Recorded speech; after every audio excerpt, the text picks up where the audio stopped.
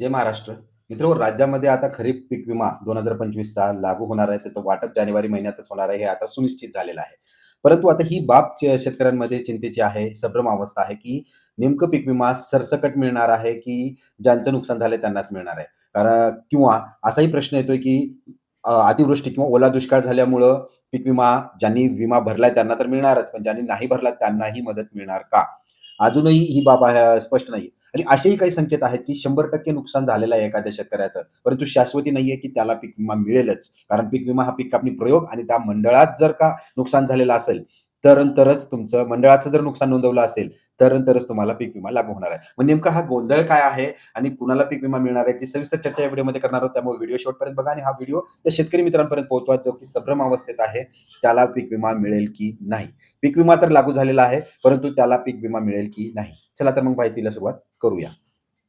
मित्रहो, राज्यामध्ये जो पीक विमा यावर्षी जाहीर करण्यात आलाय तो म्हणजे पीक कापणी प्रयोगावरती. आता हे पीक कापणी प्रयोग हे मंडळनिहाय पीक कापणी प्रयोग करण्यात आलेले आहेत. आता समजा एखादा शेतकरी आहे आणि त्याचं 100% नुकसान झालेलं आहे. पूर परिस्थिती, नदीच्या काठी त्याची जमीन आहे. जमीन खरडून गेली, 100% पिकाचं नुकसान झालेलं आहे. परंतु त्याला पीक विमा 100% मिळेलच का? त्याने पीक विमाही उतरवलेला आहे. त्याने नुकसानीचा दावाही केलेला आहे. परंतु त्याला 100% पीक विमा लागू होईल का? याची शाश्वती नाहीये. त्याचे कारण काय आहेत ते समजून घेऊया. जरी त्याचं नुकसान झालेलं असेल आणि त्या मंडळाची आणेवारी किंवा पैसेवारी जर ही 50 पैशापेक्षा जास्त झालेली असेल, तर ते मंडळ आता विम्यामध्ये पात्र राहणार नाहीये. म्हणजेच काय, तर यावर्षी वैयक्तिक पातळीवरती पंचनामे केले जाणार नाहीयेत आणि तुम्हाला वैयक्तिक लाभ हा दिला जाणार नाहीये. पंचनामे जे होणार आहेत ते मंडळ पातळीवरती होत आहेत आणि जर ते मंडळ या निकषामध्ये बसत असेल, पीक विम्याच्या निकषामध्ये म्हणजे जे की 50 पैशापेक्षा कमी आणेवारी जर आली असेल, उत्पन्न आले असेल, तर तुम्हाला त्या पीक विम्याचा लाभ मिळणार आहे, अन्यथा मिळणार नाही. आता दुसरी महत्त्वाची गोष्ट म्हणजे सरसकट मिळणार, की ज्यांनी पीक विमा भरलेला आहे त्यालाच मिळणार. तर ही गोष्ट स्पष्ट आहे. ज्यांनी पीक विमा उतरवलेला आहे, केवळ आणि केवळ त्याच शेतकऱ्यांना पीक विमा मिळणार आहे. आता आणखीन ही संभ्रमाची गोष्ट आहे, की जिल्ह्याला जर पीक विमा लागू झाला, तर संबंध जिल्ह्याला मिळणार का? तर तसं नाहीये.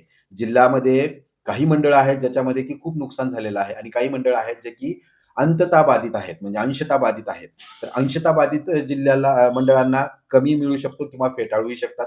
पण जे पूर्णतः बाधित आहेत, त्यांना मात्र नक्की मिळणार आहे. त्यामुळे जिल्ह्याचं सरसकट मिळेल का? तर तसंही नाहीये. शेतकऱ्याला सरसकट मिळेल का? तर तसंही नाहीये. आता तिसरी महत्त्वाची बाब म्हणजे उत्पादकता. आता समजा जर का तुमच्या जिल्ह्याची उत्पादकता ही जास्त दाखवण्यात आलेली असेल किंवा जास्त दाखवली असेल, तरीही प्रश्नचिन्ह उठतो की तुम्हाला पीक विमा लागू होईल का नाही? सोयाबीनच्या बाबतीत म्हणा किंवा उडीद, मूग याची उत्पादकता जर का चांगली आली असेल, तर पीक विमा लागू होण्याची शक्यता ही कमीच आहे.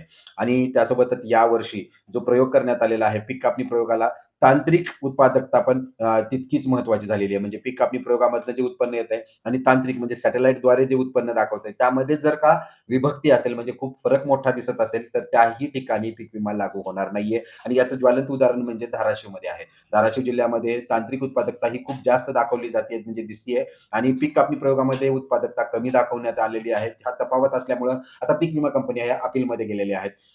त्यांनी हा पीक विम्याचा दावा धाराशिवसाठी फेटाळलेला आहे. म्हणजे इतके काही ते संकट आता या पीक विम्यामध्ये आहेत. त्यामुळं जरी ही बातमी असेल, की जानेवारीमध्येच पीक विमा लागू होणार असला, तरी तुम्हाला या सगळ्या गोष्टींना सामोरं जाणं गरजेचं आहे. आशा करूया येणाऱ्या काळात ह्या सगळ्या गोष्टी सोयीस्कर होतील आणि जास्तीत जास्त शेतकऱ्यांना पीक विम्याचा लाभ होईल. आपलं काय मत आहे? आपल्या काय अडचणी आहेत? तुम्ही कमेंट बॉक्समध्ये विचारू शकता. ते आपण सरकारी दरबारी मांडण्याचा प्रयत्न करणार आहोत. परत एकदा विनंती आहे, चॅनल सबस्क्राईब करायला विसरू नका. धन्यवाद.